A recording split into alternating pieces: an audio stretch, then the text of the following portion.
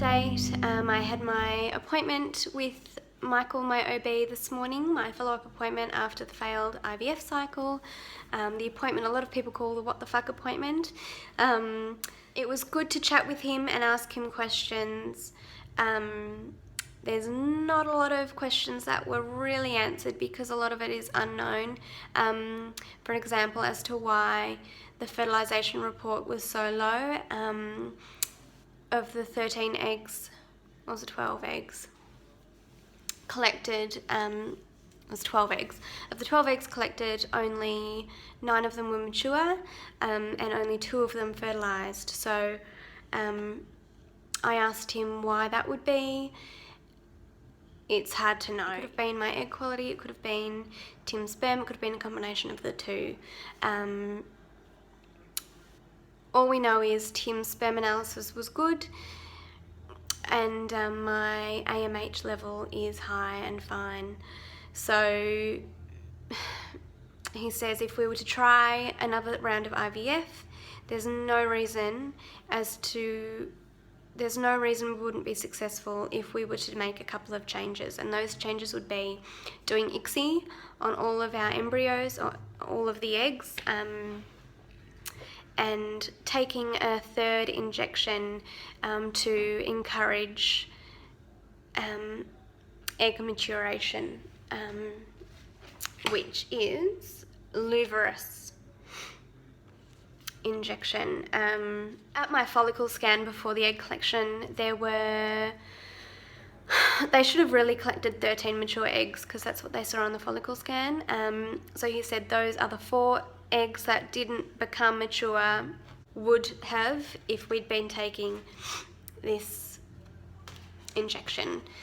I don't know why we weren't offered it before in the first cycle. I didn't ask that question, but that's what he suggested for the next cycle, as well as ICSI. He says there's no reason as to why we wouldn't be successful if we were to add those 2 things, and that, you know, each IVF cycle is trial and error, really. Everyone responds differently to the drugs. There was no reason to do ICSI in our first cycle because, again, Tim's sperm analysis was fine and I'm young. So technically, I don't have PCOS or anything, so technically my eggs should be good quality, but who knows. I don't see why my eggs would be bad quality or poor quality, but I'm just going to try and make a few changes. I've been taking Elevit and vitamins for a long time, including a vitamin D supplement, which is apparently really good for egg quality. So I've been taking that for over a year now, or almost a year actually. It hasn't been quite a year. So I don't know. I'll continue taking that, and I think we will attempt another cycle where we are at the clinic where we are at. And I know I wasn't keen on doing that in my last update, but I trust Michael, and I trust his advice. He said there's nothing more that I want for you guys than to be pregnant and have a healthy baby. He said I've been through this whole journey with you from the beginning, from your 2 miscarriages and D&Cs and laparoscopy and everything, and he just said I really, I wouldn't, if I didn't believe we couldn't make it happen for you, I wouldn't say. It was always in the back of your mind. Tim said, they want your business, it's about money, but I do like to believe that Michael isn't like that, and I honestly do believe that he is not like that. It's not his business, it's not his IVF business, so he doesn't benefit whether I do IVF there or go somewhere else. As far as genetic testing and PGD goes, I expressed my concerns again to him, and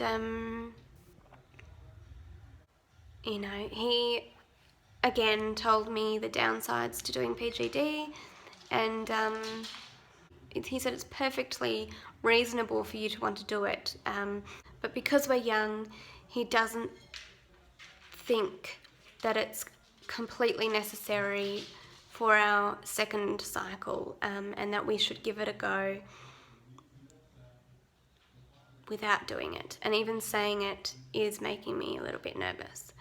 But if we were to do genetic testing, as I said in another video, in the previous video, we have to go to another clinic, which is a lot more expensive, which is fine because here in Australia we pay nothing compared to what people in America and other countries pay. I mean, there are other countries who pay nothing, but it shouldn't vary that much from country to country, but that's a whole nother topic. So I'm not complaining about the cost, and it's totally worth it to me to pay extra for genetic testing because it's peace of mind and it's saving yourself heartache. But he seems to think we should try one more round of IVF without doing any genetic testing. I don't know. Tim and I will have a think about it over this next month. I know I said we were going to take a break, a month or two, so it looks like we'll just take a month this month to just relax and not worry about anything. Might be easier said than done. I think I will probably be worrying about the next cycle, but I'm going to try not to. I may change my mind. We may not start that soon, but if we were to start that soon, it would be around the 28th of May. I have in this last week gained strength from somewhere. I don't know whether it's you guys, probably is, to try again. I've come to terms with the fact that the cycle failed, and I think Tim has as well. But I do feel already like I want to move forward, and yeah, I don't know where this strength has come from, but I just feel like I want to move ahead. I don't want to, we'll relax, and as I said, we'll just enjoy our lives this month, and try not to worry too much, but I feel ready to give it another go, and I'm not going to have my hopes up this cycle either. I am going to be a lot more realistic, a lot more, even saying that, I'm going to be hopeful because we're doing things differently. I want the best results, of course. Everyone wants the best results possible when doing IVF. I'm all over the place, clearly. I probably still have to process things in my mind, but at this point in time, it's looking like we will do our second round of IVF end of this month.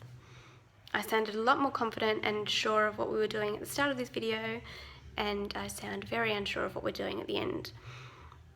Talking about it out loud helps, kind of.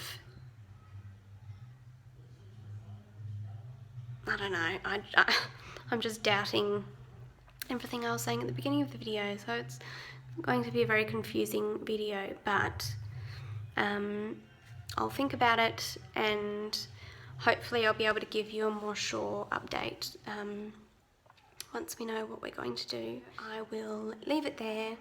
I'm sorry this was such a rambly video, and I'm hoping I'm making sense. I love you all, and I'll speak to you soon. Bye. Send a question in the wind. It's hard to know where to begin.